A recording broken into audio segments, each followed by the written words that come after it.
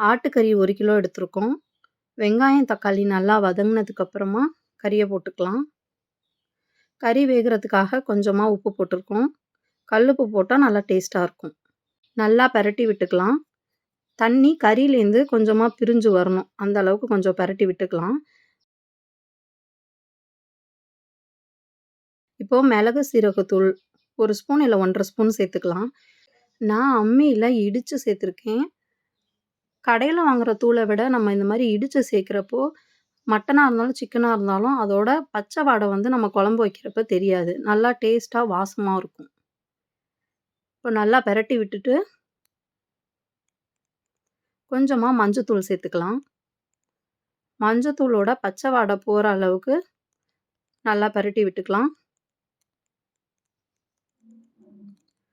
இப்போ ஒரு 5 நிமிஷத்துலேருந்து ஒரு 10 நிமிஷம் மூடி போட்டு வேக வச்சுக்கலாம்.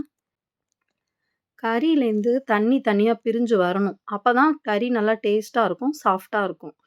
இதுக்கப்புறம் மசாலா போட்டா நல்லா டேஸ்ட்டா இருக்கும்.